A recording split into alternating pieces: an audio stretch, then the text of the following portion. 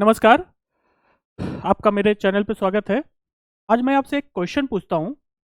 एक क्वेश्चन है कि अगर आपको वो सब रिसोर्स दे दिया जाए जो आप चाहते हैं। सपोज़ करो आपको वेल्थ की ज़रूरत है और आपको दे दिया जाए जितना आप चाहते हैं। तो इस वेल्थ का सबसे पहला यूज़ आप कहाँ करेंगे? कैसे करेंगे? मतलब क्या हुआ अगर आपको जितना अमाउंट पैसा चाहिए, मनी चाहिए, अगर आपको दे दिया जाए तो उसका पहला यूज़ क्या करेंगे? अगर आप इसका आंसर दें तो आपके इस आंसर को देख के बताया जा सकता है कि आपके लाइफ में सक्सेस आएगी है या कभी नहीं आएगी।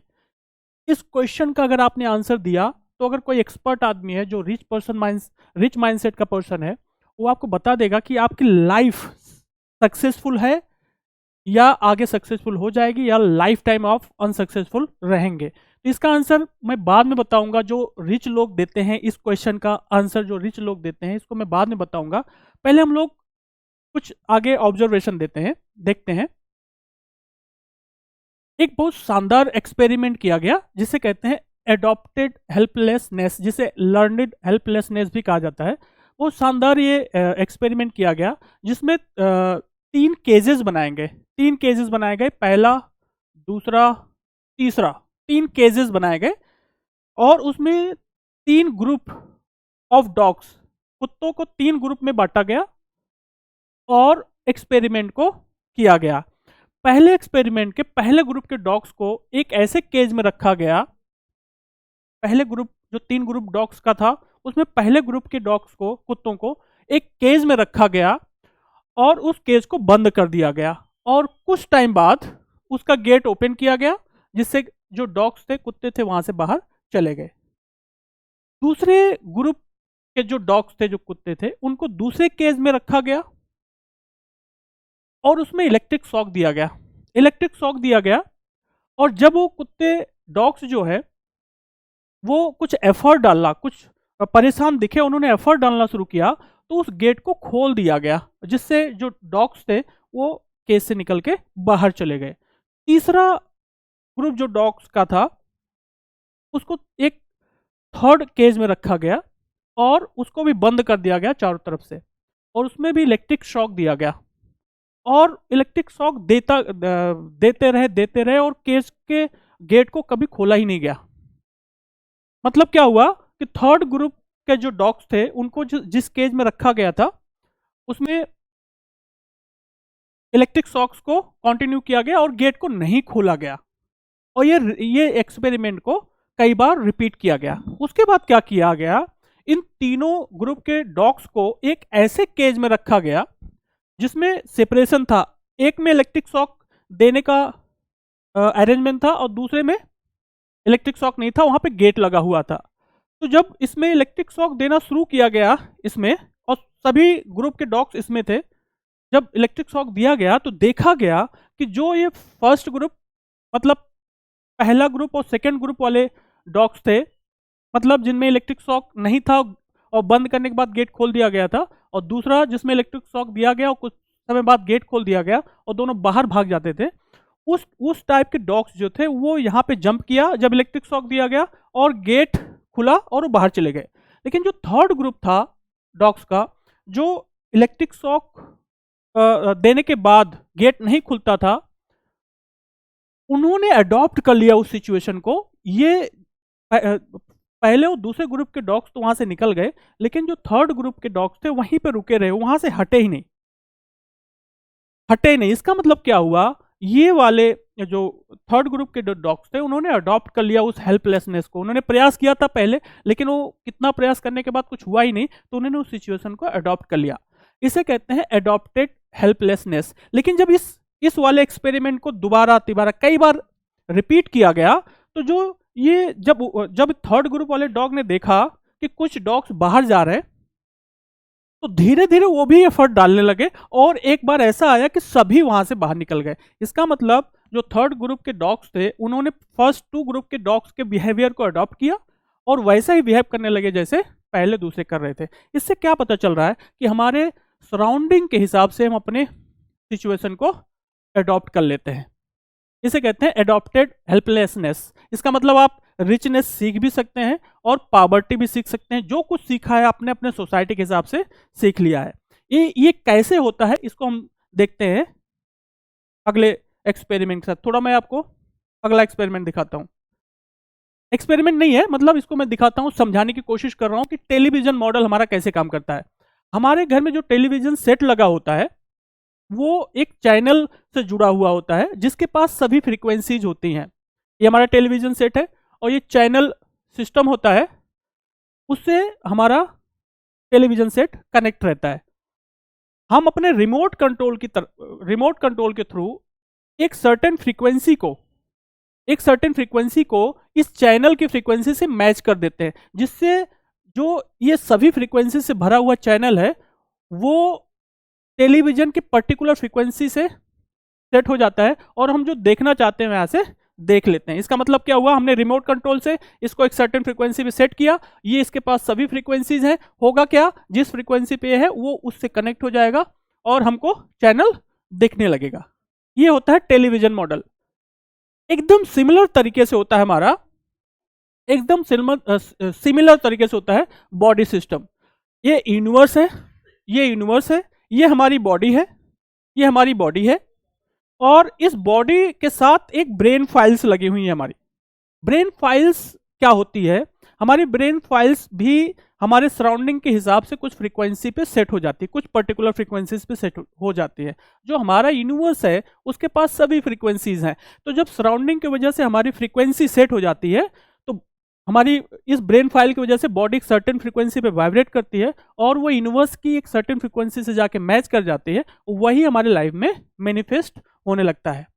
इसका मतलब हमारा बॉडी सिस्टम एकदम ऐसे ही काम करता है जैसे टेलीविजन सेट का कम्युनिकेशन सिस्टम काम करता है। यही हुआ था जब हमने डॉग वाला एक्सपेरिमेंट किया हुआ था। उन्होंने सराउंडिंग को देखा, जैसा सराउंडिंग में हो रहा था उन्होंने उसको अडॉप्ट कर लिया।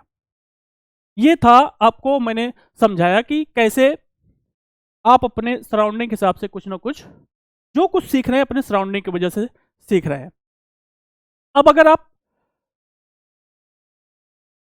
अगर आप इसको और अच्छी तरह समझना चाह रहे हैं तो मैंने इतने सालों में कई जगह घूमा, कई बुक्स पढ़ा, कितने इंटरव्यूज सुने, कितने लोगों से मिला और मैंने कोचिंग की, फिर इंजीनियरिंग किया और इतने सालों से पढ़ा रहा हूँ।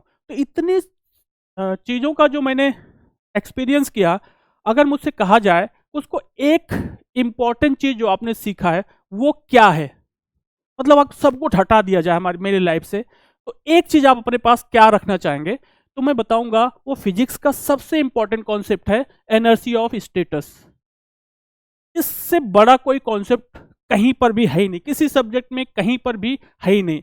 एनर्जी ऑफ स्टेटस मतलब क्या हो गया कि हर एक ऑब्जेक्ट जहां पे है वैसे ही रहना चाहता है, वो अपने स्टेट को चेंज ही नहीं करना चाहता। इसका क्या मतलब हुआ कि कोई भी ऑब्जेक्ट जहां पे है वैसे ही रहना चाहता है जब तक उस पर एक्सटर्नल फोर्स ना लगाया जाए। जब तक एक्सटर्नल फोर्स नहीं लगेगा तब तक कोई ऑब्जेक्ट अपने आप अपने स्टेटस को चेंज ही नहीं कर सकता। ये सबसे बड़ा कॉन्सेप्ट है कि जब तक आप जिस पोजीशन पे हैं उससे हायर पोजीशन वाले से किसी से नहीं मिलते हैं, उससे कुछ नहीं सीखते हैं, तो आप जहां हो वहीं बने रहोगे, उससे आगे जा ही नहीं सकते। ये दुनिया का सबसे बड़ा कॉन्सेप्ट है। इसलिए हमारे सोसाइटी में एक कॉन्सेप्ट रखा गया गुरु का, गुरु गोविंद दो खड़े काके लागों पाए, बलिहारी गुरु आपने गोविंद दियो बताए। मतलब अगर आप चाहते हो आपकी पोजीशन चेंज हो तो सबसे पहले काम क्या करिए कि एक्सपोजर लीजिए, पूरा एक्सपोजर लीजिए, पूरी दुनिया का एक्सपोजर लीजिए, उसमें से कोई एक चीज को सिलेक्ट करिए कि ये मैं चाहता हूं और उस फील्ड के किसी एक्सपर्ट से आप मिल लीजिए, उस फील्ड के किसी एक्सपर्ट से आप मिलिए और वो जैसे कहता है वैसा इन्वायरमेंट क्रिएट कर दीजिए, वैसा करिए, तो आप अपने आप इवॉल्व हो जाएंगे, अपने आप इवॉल्व हो जाएंगे। इसके अलावा कोई तरीका है ही नहीं। अगर आप जिस जगह पे है उससे हायर में जाना चाहते हैं तो कभी भी अपने आप जा नहीं सकते। You have to hold hand of higher expertise. कहा जाता है कि privileges cannot be enjoyed while being in the same orbit where the privileges are situated. You have to upgrade your orbit to enjoy the privileges of lower orbit. इसका क्या मतलब हुआ कि अगर आपकी ऑर्बिट ये है, आपकी ऑर्बिट ये है, तो इसके अंदर जितनी चीजें होगी उसी को आप एंजॉय कर पाओगे, उसी को एंजॉय कर सकते हो। अगर आप चाहते हो कि इससे हायर ऑर्बिट की किसी चीज को एंजॉय करो तो आप कर ही नहीं पाएंगे, उसके लिए आपको हायर ऑर्बिट में जाना पड़ेगा। इसका मतलब अगर आपको इस ऑर्बिट या इससे नीचे चीजें चाहते हो तो आपको आराम से मिल जाएगा, जिसे मैंने नाम दिया था फील्ड ऑफ अवेलेबिलिटी भी। इसका मतलब अगर आप इस ऑर्बिट के अंदर वाली चीजें चाहोगे तो आपको मिल जाएगी, लेकिन अगर आप इसके हायर ऑर्बिट पे जाना की चीजों को एंजॉय करना चाहोगे तो आपको वहां जाना पड़ेगा, और वहां जाने के लिए आपको वहां के किसी पर्सन से, किसी एक्सपर्ट से वहां की ऑर्बिट के कल्चर को, सिस्टम को समझना होगा। अदरवाइज आप किसी तरह वहां पहुंच भी गए तो लौट के वहीं आ जाओगे जहां पे आप हो। इसका मतलब क्या हो गया? If you want to change your position then you have to hold hand of higher expertise. Otherwise आप वहीं पे घूमते रहोगे, आपको लगेगा कि आप एफर्ट तो बहुत दे रहे हो लेकिन हो कुछ नहीं रहा है। तो ये दुनिया का सबसे बढ़िया कॉन्सेप्ट है, inertia of status. You can not change your status by yourself, you have to have the collaboration with the higher expertise. जैसे ऐसा होता क्यों है कि आप हायर ऑर्बिट्स जब तक एक्सपर्टीज से नहीं मिलोगे कुछ अच्छा नहीं कर पाओगे, बेटर नहीं कर पाओगे। कर लोगे लेकिन बहुत टाइम लग जाएगा। अगर आप एफर्ट डालोगे तो बहुत टाइम लग जाएगा, और वो जब आप एफर्ट डालोगे तो स्ट्रगल होगा, उससे आप सीखोगे, धीरे धीरे आप वहां पहुंच सकते हो, लेकिन बहुत टाइम लग सकता है और उससे आप डिप्रेशन या एंगर में भी जा सकते हो। जब आप किसी हायर से जुड़ते हो तो उससे क्या फायदा होता है? जैसे सपोज करो हमारा सन है, यहाँ पे सन सिस्टम है, इसके चारों तरफ हमारी अर्थ रोटेट कर रही है। हमारी अर्थ जो है इस सन के अराउंड रिवॉल्व कर रही है, लेकिन हम लोग अर्थ पे बैठे हुए हैं, हम लोग उसी ऑर्बिट में हैं जिस ऑर्बिट में अर्थ है। We are on the same orbit where the earth is revolving around the sun. तो हमको पता ही नहीं चल पा रहा कि अर्थ रिवॉल्व कर रही है कि नहीं कर रही है। आप महसूस ही नहीं कर पा रहे हो कि अर्थ रिवॉल्व कर रही है कि नहीं कर रही है, क्योंकि आप दोनों एक ही ऑर्बिट में है। लेकिन जैसे ही आप इसके फ्रेम ऑफ रेफरेंस से अलग होंगे, अर्थ के फ्रेम ऑफ रेफरेंस से अलग होंगे, आपको अर्थ रिवॉल्व होते हुए दिख जाएगी। यही होता है जब आप जिस ऑर्बिट में होते हैं तो उस ऑर्बिट की प्रॉब्लम्स कैसे सॉल्व की जाए हमको पता ही नहीं चल पाएगा। इसके लिए क्या करना होगा? आपके रेफरेंस को चेंज करना होगा। फ्रेम ऑफ रेफरेंस से जो हायर फ्रेम ऑफ रेफरेंस में होगा वो हर प्रॉब्लम को फेस कर चुका होगा और जानता है कि कैसे उसको सॉल्व करें। इसका मतलब अगर आप लाइफ में चाहते हो कि इवॉल्व करो, कुछ ग्रो करो, तो आपको सबसे पहले एक फील्ड सेलेक्ट करना पड़ेगा जिससे सोसाइटी की कोई प्रॉब्लम सॉल्व हो, और उसके लिए आपको किसी एक्सपर्ट से मिलना पड़ेगा और उसकी हेल्प से आप इवॉल्व कर जाएंगे बहुत इजीली। अदरवाइज आपको लगेगा आप बिजी हैं लेकिन प्रोडक्टिव नहीं होंगे। अच्छा, मैंने एक क्वेश्चन पूछा हुआ था कि अगर आपको मैंने क्वेश्चन पूछा हुआ था कि आपको वो इतना पैसा दे दिया जाए जितना आप चाह रहे हो, तो उसका पहला यूज आप क्या करना चाहोगे? जब ये क्वेश्चन रईसों से पूछा गया, रिच लोगों से पूछा गया, तो उन्होंने उसका आंसर दिया कि मैं अगर हमको 2 करोड़ कहीं से मिल जाए तो सबसे पहले मैं उस पैसे का ऐसे लोगों से मिलूंगा, ऐसे एक्सपर्ट से मिलूंगा जो हमको ये बताएं कि 2 करोड़ से मैं क्या एजुकेशन ले लूं, क्या सीख जाऊं जिससे मैं 2 करोड़ से 20 करोड़ बना पाऊं। उन्होंने इससे ना घर खरीदा, ना घर खरीदने के लिए बोला, ना कार खरीदने के लिए बोला, ना लग्जरी खरीदने के लिए बोला। उन्होंने कहा सबसे पहले मैं ऐसे लोगों को हायर करूंगा या मिलूंगा या ऐसी किताबें पढ़ूंगा, ऐसा एजुकेशन लूंगा जिससे हमको पता चल पाए कि 2 करोड़ से 20 करोड़ कैसे कमाया जाए। उसके बाद जो एक्स्ट्रा पैसा आएगा उससे लग्जरीज में यूज करेंगे। ज्यादातर लोग इसका आंसर देंगे कि अगर आपके पास 2 करोड़ आ जाए तो कहेंगे पहले घर बनाएंगे, पहले कार खरीदेंगे और लग्जरी चीजें करेंगे। उन्होंने आंसर दिया, रिच लोगों ने आंसर दिया कि पहले कोशिश करेंगे कि 2 करोड़ से ऐसा एजुकेशन, ऐसा क्या सीखा जाए जिससे 20 करोड़ 200 करोड़ जितना हो सके कमाया जाए, उसके बाद उसका यूज किया जाए लग्जरीज में। Okay, thank you.